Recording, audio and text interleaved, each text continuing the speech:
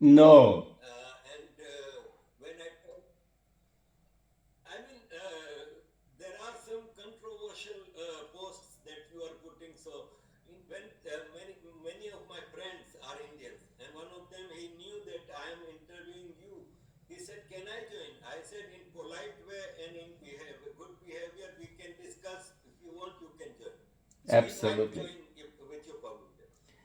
I'm very happy to discuss and I'm very much looking forward. I have nothing personal against Indians. I just think that Mr. Modi, he needs to change and best retire, and some other opinions we can discuss. So here is Adit. He is from India, and he will be in the discussion today with us. Hi, Adit. Hi, Arif. Hi, how are you? Good to I'm have you fine. once So as well. you know Mr. Khunter. Khunter is the correct pronunciation. Yes. Welcome, Adit. Kunter? Okay. Khunter. Okay, nice to have met you. Thank you. Yes.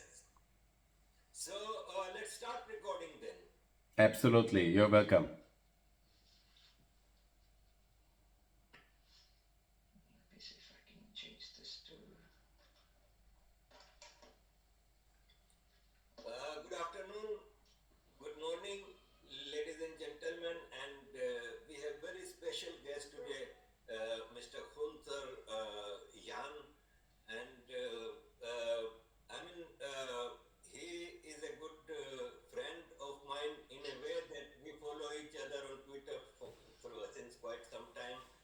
I agree on few things that he says, and don't agree on many things that he says.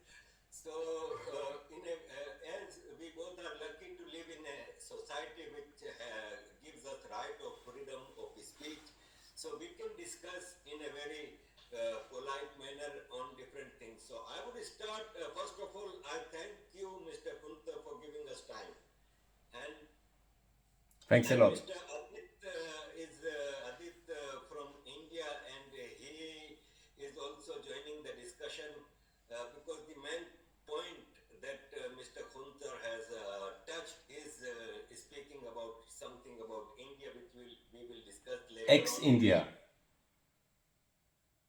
Whatever, we will discuss it later on. But for the moment, I will start from the Gaza. As we know that the destruction of Gaza, Muslims think that it is because of Israel's aggression, but I personally think that it is Hamas who broke the peace agreement. There was a peace agreement, there was a ceasefire, and Gaza had all the freedom. It was not a prison that they call. And then Hamas all of a sudden attacked innocent civilians who were enjoying music and killed more than 1,000 Israelis. And then Israel had all the right to retaliate, or you can say that to secure its people for future aggression, to wipe out Hamas. Now, my question, Mr. Kunter, is that there is a ceasefire agreement. Now, new ceasefire agreement is sponsored by President Trump. But I don't agree that there will be a peace between Palestinians and Israelis until and unless Palestinians stop saying that we want to finish every Jew and we want to get rid of Israel. Because two-state theory, Israel agreed in 48, in 67, in 73, but again and again Israel was stabbed in the back. So how do you see this peace agreement and what is the future of the region then? Thanks a lot for the invitation. This is a very sensitive question, obviously. I think that we have a very fragile situation ahead of us. It would be nice if this peace agreement would be a peace agreement, but it's just the exchange of hostages ultimately, and it's not a real peace agreement at the moment. Yeah, so that's the first thing. Now it's good that the hostages are free, and also they had to be paid with because these were 20 innocent people who were going to a festival, and they are now free. That's good. But over 2,000 terrorists, and they were all convicted terrorists. They were all murderers or terrorists, and they are now back in the hand of the Hamas. And so that was the price to pay. Fine for me, but nevertheless, the real freedom and the real peace in the Middle East can only come once both sides have really accepted that they will live forever together in the same area. And as long as this is not the case, I don't see any kind of peace around.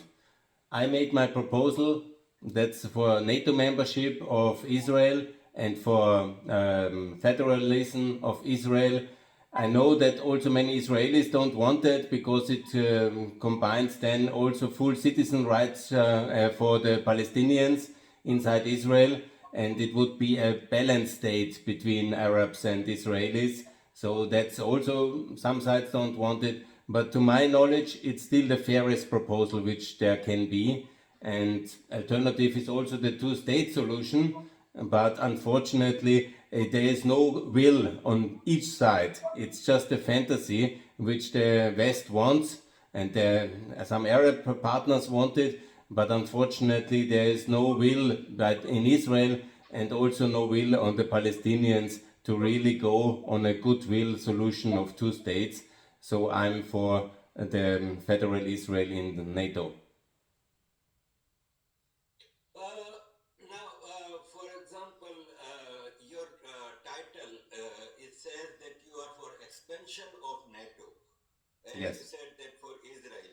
What actually your organization wants, and how far you want to have the NATO extension? NATO expansion or enlargement is basically on the wish of the countries. That means how far, of course, Ukraine, of course, Kosovo, of course, Bosnia, Austria, Malta. So basically all Europeans should be in NATO. Europe in that sense includes also the Caucasus countries. That means Azerbaijan, Georgia, Armenia, similar as Turkey. And it's also potentially possible for Israel, and that would be as far as it goes. NATO has for outside European countries, it has the Global Partnership Program, which is for Colombia or Pakistan, Australia, this kind of countries. They are our global partners, basically allies like Japan, South Korea, and so these are the structures. So that's what I'm promoting. When it comes to me, myself, I'm actually an economist and I'm an activist for EU and NATO enlargement. And I've started a campaign for Austria. I'm an Austrian, and Austria is a neutral country since 1955, when the Soviet Union and the Allied have left. And now, similar like Sweden and Finland, I was then trying to create a big momentum after the Russian war against Ukraine to bring Austria in to NATO as well, which I unfortunately failed. So we are still neutral, and that's something I continuously campaign. My organization is not very big, let's call it like this. It's an advocacy committee, but I have now reached a big following on Twitter, and I have also extended my activity to basically campaign against all the enemies of Ukraine, in also to show them how painful the situation in Ukraine is. And as India and China are supporting Russia now, I have also extended my activities against India and China, and I call for tariffs on India, and I call for sanctions against China, and also for the dismantlement of these countries to share the pain of Ukraine.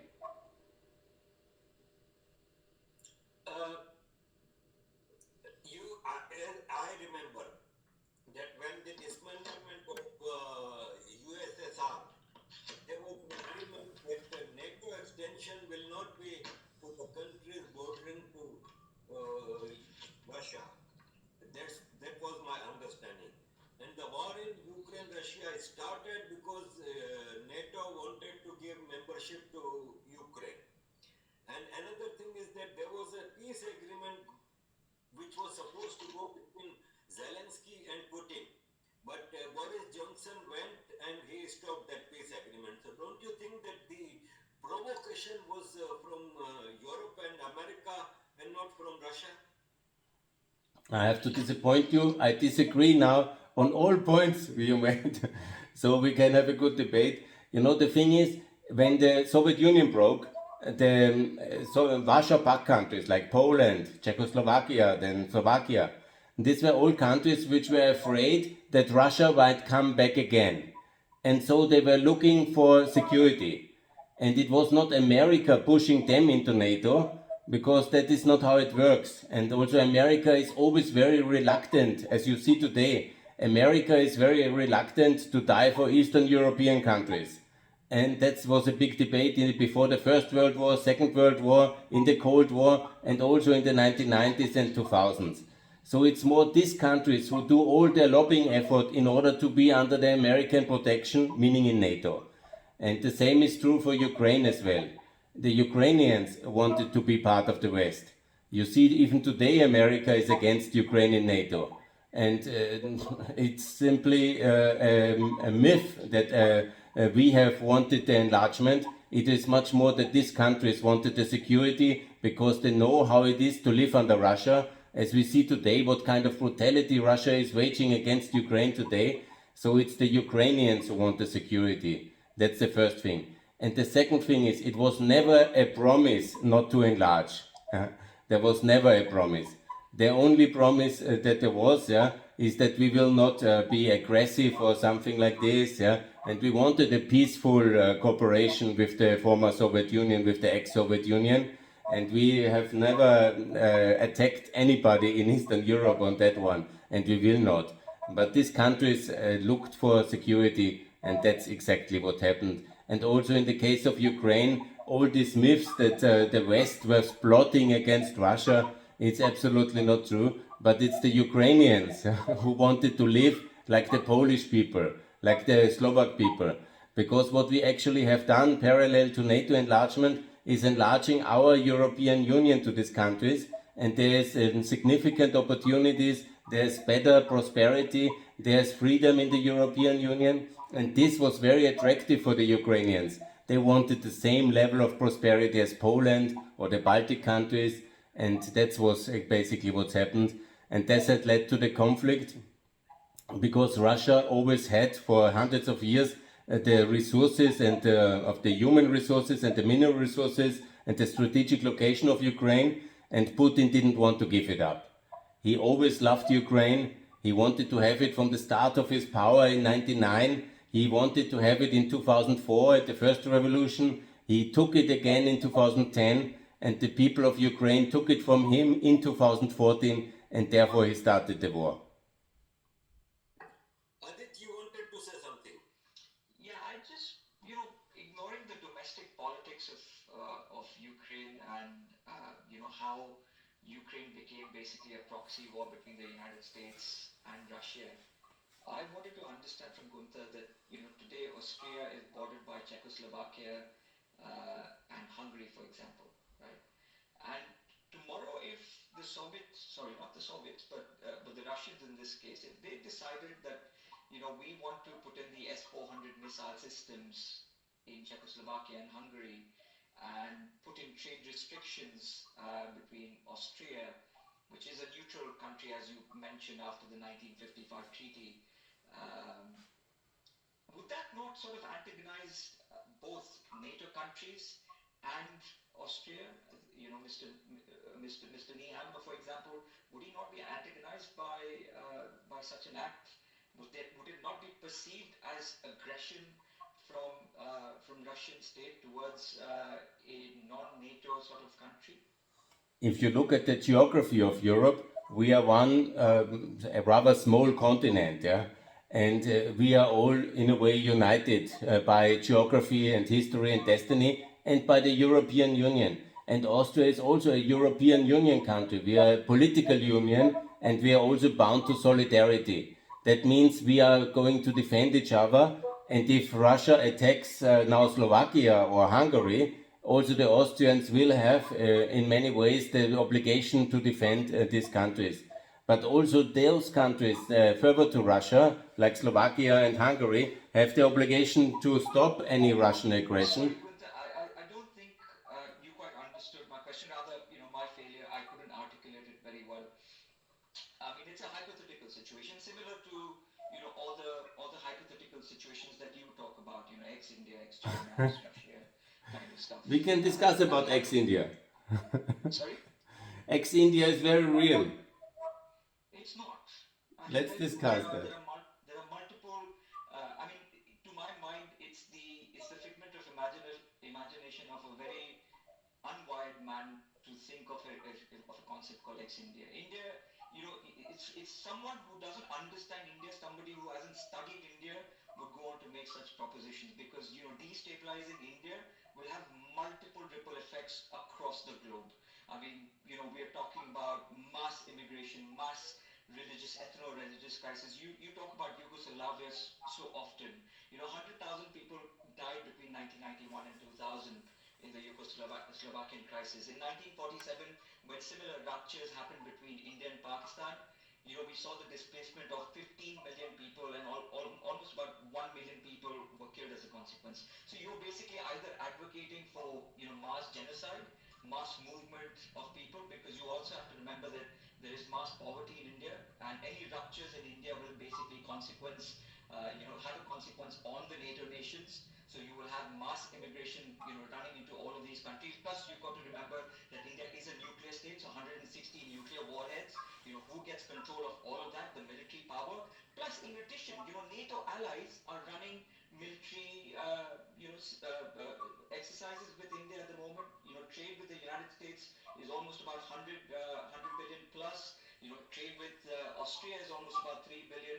That gets impacted. Where do you and how do you're actually going to be empowering China as a consequence? So you will be strengthening, Shanghai as a consequence of destabilizing India. So all of that effort that NATO countries have put in to counterbalance China, you will be essentially undoing all of that. So in my mind, it's a figment of imagination of a rather warped mind at the best. But coming back to my fundamental question with you, with regards to Austria's position, it's a hypothetical position where, say for example, if Hungary and Czechoslovakia get over friendly with the Russians, and the Russians place S-400 systems in Czechoslovakia or Hungary, and that sort of critically threatens, the sovereignty of Austria, the sort of the bipartisanness of Austria, would that not irk the NATO countries being United Kingdom, United States, France, etc., etc.?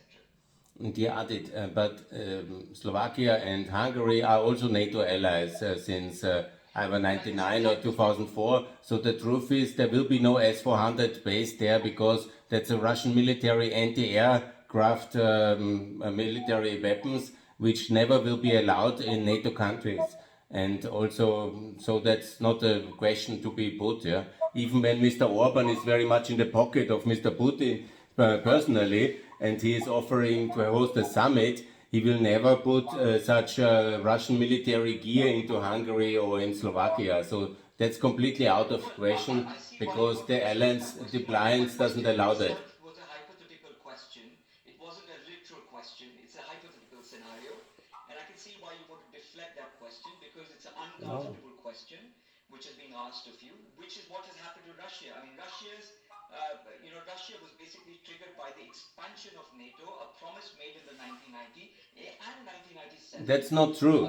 Repeated times. That's a repeated lie of Russia, which you repeat on this podcast the second time. I have refuted it already, and it's not true. There is no promise of non-enlargement of NATO. It was never made, never by George W. Bush or George H. Bush, nor by Ronald Reagan, nor by any American leader ever. Not a foreign minister of America has made this promise to any Soviet leader, no anybody else. Yeah? And how could they? Because you cannot promise the security of Poland from the behalf of the United States for decades to come. How could he have said that? And nobody did, because basic truth is, the West has won the Cold War. The Soviet Union has collapsed because of its internal failures. Yeah?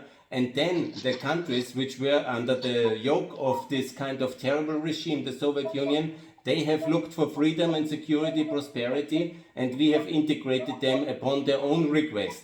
And this was fair, and this is what sovereign nations can do. And if you say that Poland is not a sovereign nation, please, and that's the end of the debate. They can choose their alliance system. That's the nature of sovereignty. And please, my friend, Ukraine is a sovereign nation recognized by Russia, several times secured in different treaties, which we can all go from Budapest to the Black Sea Treaty. This was all agreed by Russia, the sovereignty, including Crimea. And so there is the right of the Ukrainians to choose their alliance. They can choose NATO. They have chosen NATO. It's in their constitution that they want to be part of NATO and EU, and we should accept them. And the reluctance of America to accept them is a shame, and we should integrate them, and then we wouldn't have had this war at all, because Russia would have never attacked NATO, because we are 20 times stronger and we have much more nukes. Our nukes work, and they have no chance against us. So you're basically calling for a nuclear war. So you're okay with a nuclear war. You're okay with threatening a nuclear power, and with the hope that you might be able to dismantle their nuclear resources and nuclear arsenal by antagonizing them. You do not believe in coexistence. I can see why you are, warped in the head, because you want to call for the dismantlement of China, Russia, India, while you want to empower states like Pakistan, for example. I mean, your whole fallacy, your whole, argument to empower Pakistan, included in the, various NATO and OECD alliances, etc., goes to show that you're okay with a proxy state of China, a China, by the way, that you want to dismantle. You want to divide China into various, splinter groups, but you're okay to include Pakistan, which is basically a proxy state of the China at the end of the day, ignoring everything that China and the Pakistanis do together. Military alliances aside, most of the military tech that Pakistanis own today, barring the F-16s, everything is Chinese at the end of the day. So you're okay with accepting that sort of hegemony of the Pakistanis into your alliance. So there is a bit of issue in your theory, wouldn't you admit? Yeah, I would also like to add here that as I'm from Pakistan, so Pakistan is a global hub of terrorism, and it has been proved time and again. The second thing is that there are some genuine independence movements of Balochistan and Sindh in Pakistan. There is no genuine movement of independence in India, but you call India ex-India, but you don't see any problem in Pakistan who created Taliban, because I read somewhere that you said that Taliban is a proxy of India, while it was proxy of Pakistan, and Pakistan had created it, and when United States left Afghanistan, Pakistan was happy to bring in Taliban. President Trump during his first term said that we paid $33 billion to Pakistan to fight against Taliban, but they saved Taliban. So how come you are supporting Pakistan, which is a global hub of terrorism? First of all, India has, during this last 3.5 years of the war of Russia against Ukraine, I have on many occasions called for India to join the free world. I have made many podcasts where I called for India to be a good country, to support Ukraine, to fight for the free world. I was very optimistic on India because I also fell for the Modi propaganda that India is a global democracy, it's the largest democracy in the world, yeah. It wants to be a good country now. And for 3.5 years, we Europeans and the Americans have tried to shift Mr. Modi outside of this Chinese, Russian kind of authoritarian axis. And the truth is, our strategy has failed. He went to China, to the Shanghai Cooperation Summit, and he kissed the ring of Putin, and he made friendship with China, and he has basically kept the taps open for the Russian oil, and he is now one of the biggest buyer of Russian energy ever in the world. Yeah? And while we were all hoping that India will join the free world, India has in reality joined the occupied world and the tyranny. And so I decided to change the strategy and call for the dismantlement of Russia. I do that since 3.5 years since the start of the war, and also for China. I was waiting until the Shanghai Cooperation Summit, but India has chosen the wrong side of the world, and now you will face the consequences. I promised that to Modi on Twitter, and I have done it exactly now to call for the dismantlement of India.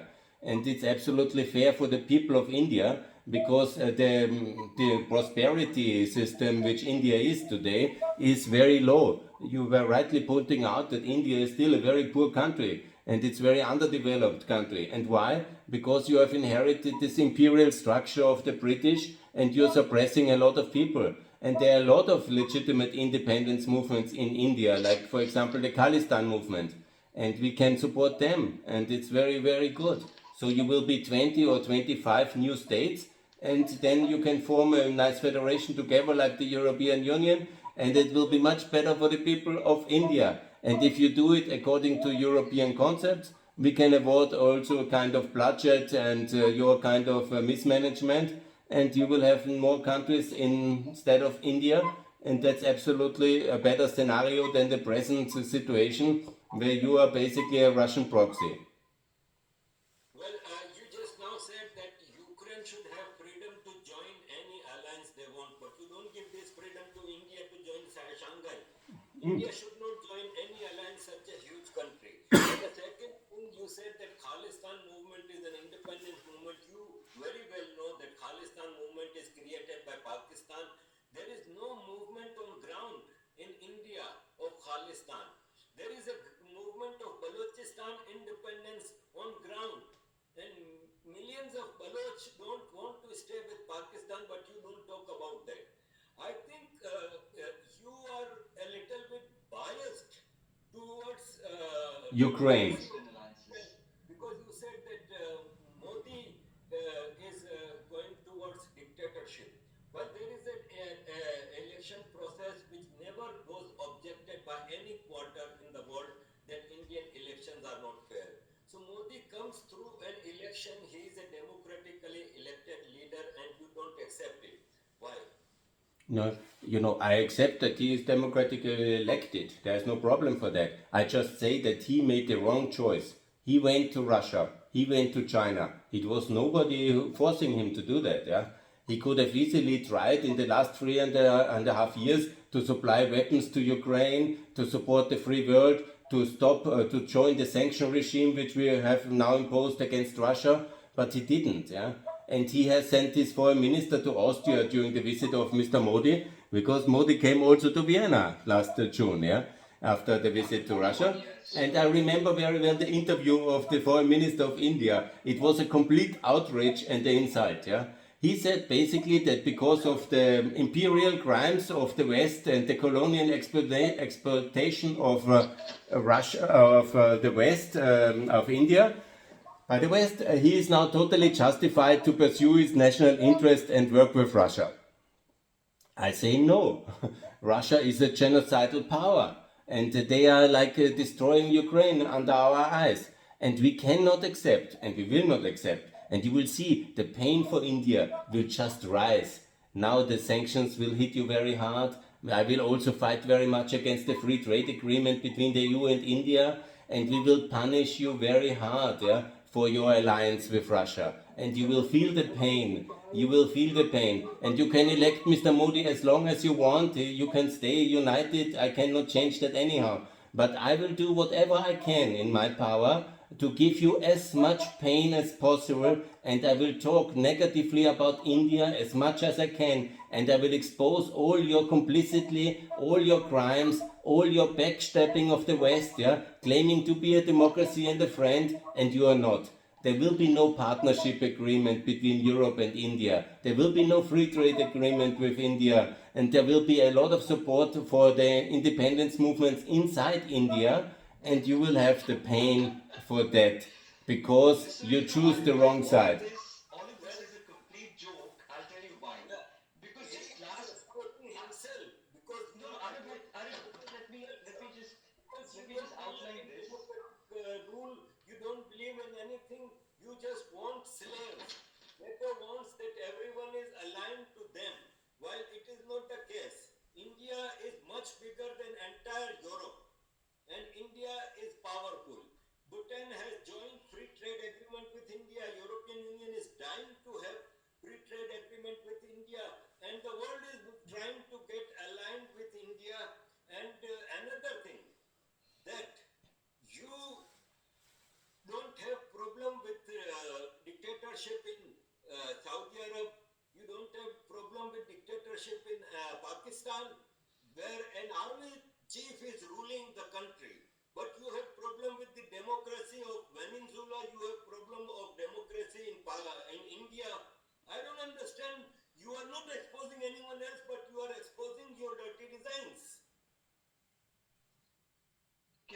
add to that and say that the fact that he's gone up to this extent and he's intellectually so bankrupt that he's calling for the FTAs between India and UK to be dismantled.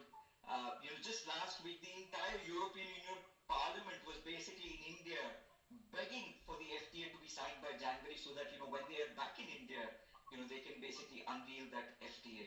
So with the world changing order, with supply chains getting so restricted to China, the world is in dire straits at the moment, and they want to sort of ensure that they have multiple supply chains, and that is one reason why India was being used as a counterbalance to China. That's a different matter that Trump has a different sort of myopic design in place, which is basically to sort of address his own mercantile interests with Pakistan, with his crypto firms, with Gentry Beach having all sorts of shady deals in Pakistan, where the Pakistani military establishment is willing to sell its natural resources to the highest bidder, and that is what Gentry Beach is basically doing. He's just lapping up everything that the Pakistani establishment is willing to sell, and that is what I have a problem with individuals like Hunters sitting in the West and advocating for totalitarian regimes like Pakistan to basically carry on with their sort of oppressive agendas, whereas a free-flowing democracy like India, you want to call for its expansion and dismantlement. I mean, it's preposterous to say the least. I mean, the fact that we're actually talking about it itself is extremely preposterous. He's at the end of the day, he's just a sole advocate. Nothing major. His own government doesn't recognize him. So I don't think we should really be taking, the ramblings of a madman very seriously. But to come back to the Khalistani argument, Arif bhai, what is the Khalistani argument? There are a bunch of Sikhs in Canada and United Kingdom who are running a feral agenda against, the Indian high commissions, which are sovereign high commissions in those countries. So they actually, the sovereign countries are actually allowing feral agendas to be done against another country's mission in those countries. So that's the kind of bankruptcy that we're talking about. In addition, what is the population of those Khalistani miscreants? It's not even 5% of the Sikh diaspora living in Canada and the UK. Majority of the Sikhs, now this is according to Colin Bloom's report, which was presented to the British Parliament. Less than 5% of the Sikhs are the so-called Khalistani sympathizers. The rest of them continue with their work. They visit India every year. Their relatives travel from India into the UK and Canada. In India itself, the Khalistani word is completely, it's a figment of imagination now. Nobody even considers that to be a propaganda anymore. This is just a rambling from Canada, corners of Ottawa and London, which people are getting to hear. At the end of the day, you have to see from a Pew Research perspective. Pew Research carried out a study of the Indian Sikhs. 93% of Indian Sikhs are very happy and content and proud of their Indian identity. The fact that the Indian armed forces itself is overrepresented with the Sikh population goes to demonstrate that they are willing to fight for India. Just last year, when there was a showdown between India and Canada, the Sikhs of Delhi had a massive bike rally outside the Canadian High Commission. So the Indian Sikhs don't buy into this Khalistani propaganda at all. They've long done away with this, and they've understood the kind of pain that it caused, because it actually pushed back the development and the education and the rise of the Punjabi youth back in the 80s, and they saw the rest of India rise as a consequence. So they understand those issues, which is why they will never be part of such seditious and mad sort of propaganda, separatist movements. And this separatist movement is not even all Sikhs. It's a tiny little portion of Jat Sikhs which want Khalistan, because they are supremacist in their nature. So, which is why I said, this man doesn't understand India, and for him to call for the dismantlement of India is very intellectually dishonest and bankrupt. And the fact that you and I are sitting and talking to him is probably just giving him more ammunition at this point. Thanks a lot. I admire your intellectual capacities, and I'm really awed by your smartness. And I'm so happy that you insult me on this podcast regularly. But nevertheless, I can just repeat my basic case is. I will give India and Modi a lot of pain, and you have deserved it because you are the ally of a genocidal maniac. And it's 3.5 years what you're doing. 3.5 years you're buying Russian oil, you're supporting Russia, you say, oh, it's not so hard what he does against Ukraine. This is the most important question for the European continent since World War II. This is the most important question of the world now. And you have sided with the perpetrator of this crime. And therefore, because I treated you like small children, like adolescents, you have to learn a little bit. You will see the light after time. You will educate yourself. Yeah? But what's so hard to understand of a genocide? What's so hard to understand that the people of Mariupol were destroyed by the Russian army and air force? Children were abducted, women were raped. What's so hard to understand? Do you have an intellectual problem of your capacity in India? Do you have no television in India? Do you have no internet in India? Are you somehow too small in your education level that you don't understand what genocide is? Do I have to tell it to you what Russia is doing to Ukraine? And you have decided to stand on the side of crime, and therefore you are a criminal as well, Mr. Modi. Remember this. You are a criminal by association. You have done this crime with Putin together because you have financially supported it. And therefore I am justified. Here, Günther Fellinger-Jan. And if I'm just a single individual, I will use my Twitter account to call for ExIndia as long as you stand with Russia. And then I will find, and you can say that Khalistan is a small movement, but I will make it bigger. And I will find other independence movements in India. I will find other separatists who hate the dictatorship and the genocidal support of Mr. Modi towards Putin. And then you will have a problem. And I guarantee you, I will lobby with all my efforts against the partnership agreement with India, and you will see. We have a lot of people who don't like such trade agreements in the European Union, and you will see it will fail. And it's not me to blame, it's Mr. Modi to blame. Let me tell you one thing that you said 2 or 3 times that you will continue giving us pen. We don't get pen from a maniac person who has a vested interest. Understand, you are an individual. Entire Europe is friendly with India and they are not thinking like you are thinking. There are many maniacs. In your neighborhood, there was a maniac person, Hitler, Adolf Hitler. So you are of a similar person. What you are talking is fascism. Because I've been with United Nations since last 31 years. I know what fascism is, and what you are preaching is fascism. And you have Western interest because until now you have not spoken a single word about Pakistan, which is a global hub of terrorism. You are not, because maybe it is Okay. your Western interests are attached to Pakistan's terrorist organization ISI.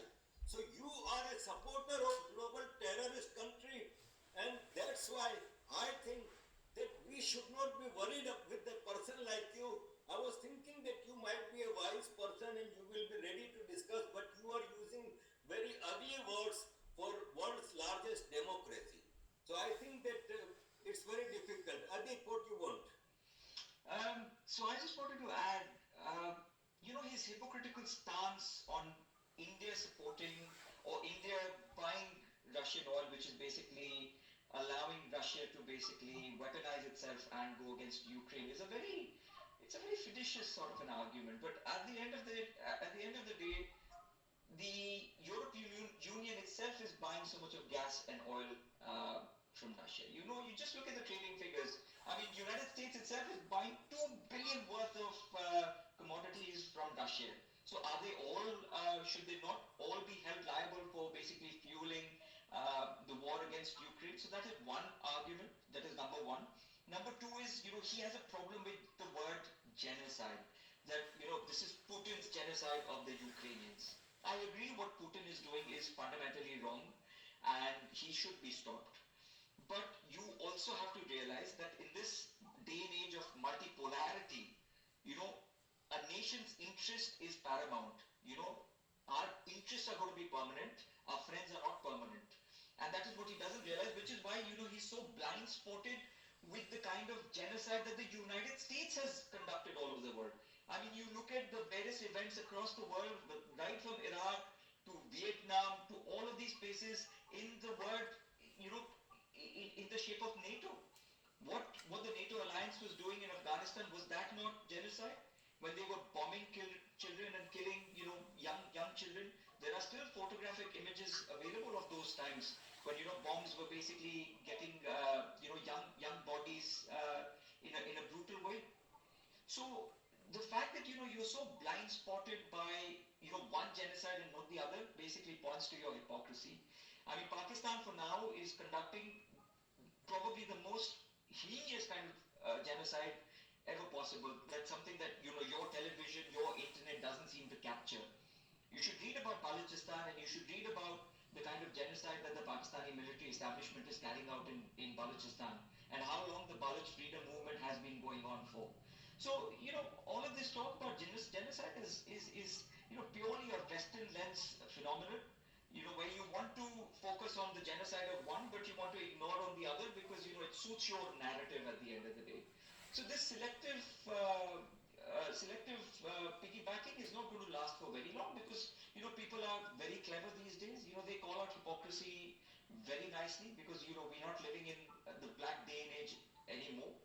Information is much more freely available. All you've got to do is, search a little, and I'm sure you will get to hear. I mean, right from Vietnam to Iraq to Afghanistan to Philippines, the kind of atrocities that the United States has carried out all across the years, right from 1955 onwards.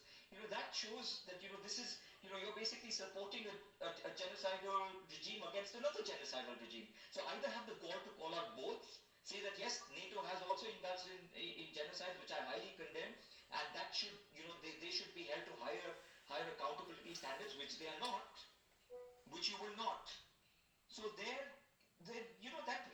hypocrisy is widely exposed as a consequence of the ramblings of the demo version of Adolf Hitler.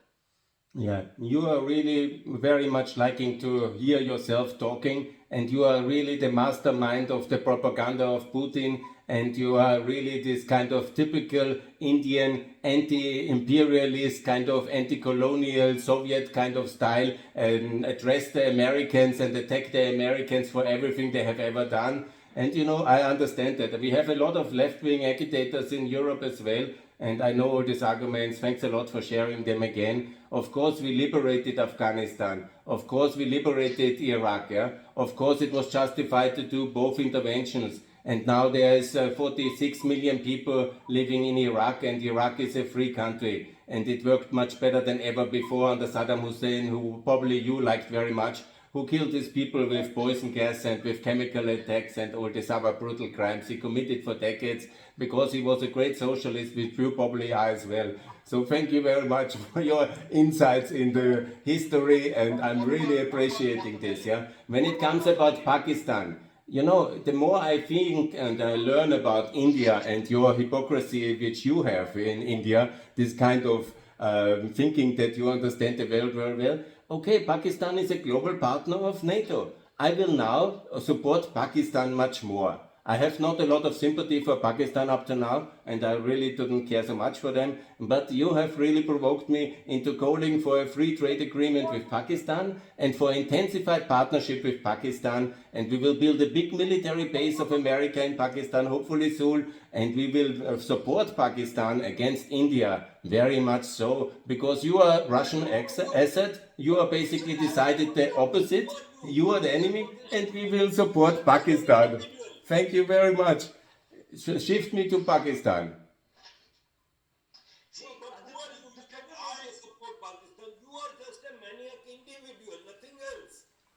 You are thinking that you are something, but you are nothing. Even your Austrian government does not own you. Yes, I know that in a Soviet socialist context, you think, Arif, that the government owns you. Yeah? I know that this is a socialist thinking. The government must own you. I'm just a free individual. I tweet my opinions on Twitter, and I will give India a lot of pain because you well deserved it. You have chosen the enemy camp. You are now the enemy of the West. And we in Europe, we will definitely not conclude a partnership agreement with you. We will block you in the OECD agreement, and we will not allow you to enter. And we will limit our trade relations. We will sanction you very hard, and we will also make as much limitations to Indian immigration into the European Union, and we will also limit our high-tech support towards India, and you will see that this line will prevail. You are no one. We will not do this. We will not do this. You are no one. Yeah, You are like I just said, daughter of the room. You are just speaking, but you don't have any position. So don't exaggerate things. And I think that it is useless, Arif, to talk to this maniac person. no, I don't think it's I think it's good to expose the demo version of Adolf Hitler, because that's what he's basically exposing himself to be. Someone who doesn't recognize that the Americans went into Guatemala and killed 200,000 people. They went into Iraq and killed 600,000 people. They went into Vietnam and killed 2 million people. They went into Philippines and killed 200,000 people. And doesn't recognize the sort of genocide that the United States has carried out with the aboriginals within the United States, and then has the ball to call out the sort of atrocities of Vladimir Putin on Ukraine, which we accrue to, which we You are a friend of Vladimir Putin. You have made it very clear now. You are not a polite person of the world. Yeah? You are really a genocidal maniac supporter. And this is exactly what you are. Probably you are going to celebrate Putin every day again. And really, you call me Adolf Hitler. You have lost all credibility in India. You don't know nothing about Europe. You don't nothing about European history. You are a disgrace in all questions because you lack information, access to knowledge, and you are supporting Putin. what kind of intolerance you basically harbor at this you're essentially a very intolerant man, because you don't want to hear other people's opinions of you. The fact is, I listened for 45 minutes to you, insulting me permanently, Adit. you are just an individual at this point. You do not represent any government. You do not represent even an institution or an organization. Your whole NATO enlargement group is just an activist group at the end of the day, that even your own government doesn't recognize and thinks it's a rambling of a madman, because Austria would rather have its non-NATO credentials and appear to be in that sort of a Swiss kind of a non-aligned kind of a scenario, and you want them to basically be pushed into some sort of a unipolar alliance. Yes. So your own government doesn't recognize you. In fact, your opposition parties also don't recognize you. That's the kind of individual that we are talking about. You're not representative of any organization. You're just a madman, just a demo version of Adolf Hitler, who's a genocidal maniac, wants to conduct a genocide in India as a consequence of calling for its dismantlement, where you want to exacerbate sort of regional disbalances, and you want to cause harm to the world. And that is who you are, Kuntan. That's the kind of expose that we wanted to carry out, and I think we've been fairly successful in ensuring that you're being widely exposed as a consequence. Thanks a lot for exposing me. I totally reject that I have anything to do with National Socialism. I'm actually a conservative Christian Democrat. I'm a transatlantic activist, and I absolutely say it very clear. The only fascist in the room is Mr. Modi, is Mr. Putin, and these are the fascists of today. And they are abusing their power to create dictatorial regimes. And now I was focused only on Russia, but I'm now very happy in the case of this campaign that I can focus also very much on ex-India, because it's the liberation of many of the suppressed nations inside India. And there is a lot of people who live in poverty due to this extremely bad management of India under the mismanagement, misrule and tyranny of Mr. Modi. And I hope for his fall, and I hope that there will be changes in India, and Khalistan is just the first of many of the... 300 million people were brought out of poverty line in Modi's regime.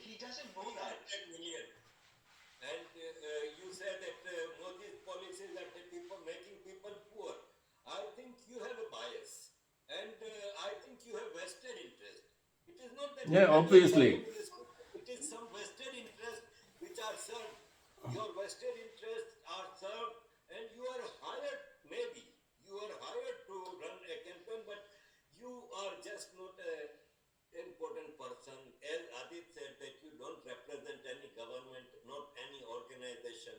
You have few thousand Twitter followers and you have started thinking that you are a big leader. You cannot even win a seat in Austrian parliament.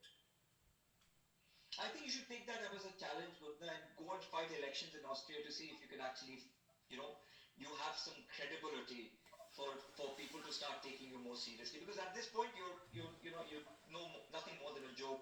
You don't represent any institutions. You're not backed by any organization that that the world or people can start taking you seriously. I mean, your 80,000 odd followers on Twitter, I don't think do the magic for you. I mean, you can do all you want, but if Narendra Modi starts coming down hard at you, I think you will be wishing that you hadn't taken such a battle. But he's a much more serious character, and I'm pretty sure that he will whiz you away like a little joke, a Temu version of Adolf Hitler, basically. Anyway, guys, I think we will wind up it here because we cannot change people's minds who have some vested interest. And he calls himself a liberal Democrat or Christian Democrat, but he does not believe in democracy. He believes in stratocracy like in Pakistan. So we cannot change his mind. And I will never support Saddam Hussein. I did not say that I support Saddam Hussein. I was comparing the democracy in Saddam Hussein and in Pakistan. What is the difference?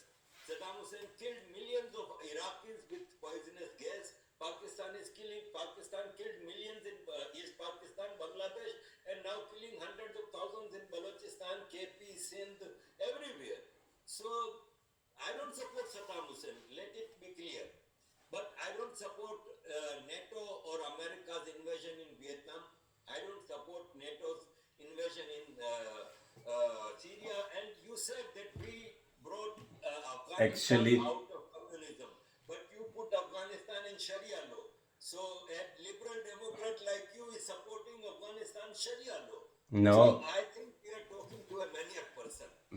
Actually, You're a very uneducated person. Actually, we didn't invade Vietnam. We defended South Vietnam. You don't know even the history of Asia. You have no idea, really. And we have liberated. The only mistake was that we were defeated in our efforts. Against civilian population. Please get your Exactly. facts right. Vietnam was a just war for freedom of South Vietnam. And then the people of Vietnam, they have fled after the communists took over. Chemical weapons were used against civilian population, killing 2 million people in Vietnam. That's the kind of genocide that you're basically. It was the fight for freedom of the South Vietnamese. At this point.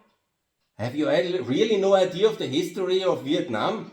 You clearly have no idea of You come with your high educated Oxford kind of style of knowledge, pretentious, and then you have no idea of the history of your own neighbors? We do not know whatever history you are preaching because you are a biased person.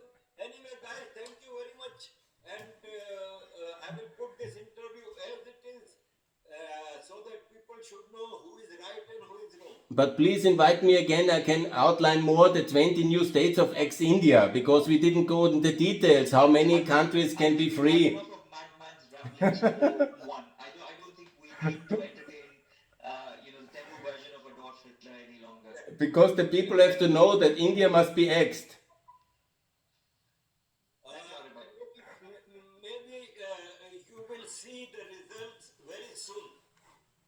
You will see the world needs India. Your European Union is running behind.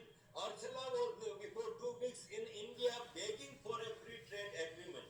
Trump wants that India has trade agreement with, but Modi is not picking up phone. I will stop that agreement and you will get 100% tariffs on India soon.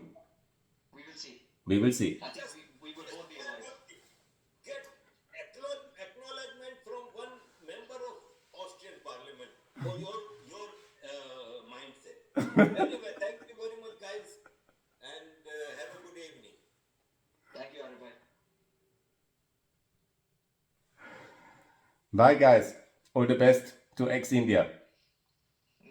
Try your best, doctor. It will never happen. I was actually hoping that you would be realistic in some shape and form, but you were so unrealistic. He has some interest. He has vested interest. No, he can have vested interest, but you can still be realistic and have vested interest. He's not realistic. That's the problem. I'm coming to Vienna in a couple of weeks. I'd love to catch up for a coffee just to, You are welcome. Your demo versions of Hitler again. I'm a very friendly person. I invite you for lunch. Contact me on Twitter. Look after yourselves, gentlemen. Thank you so much. Thank you. Bye-bye. Bye.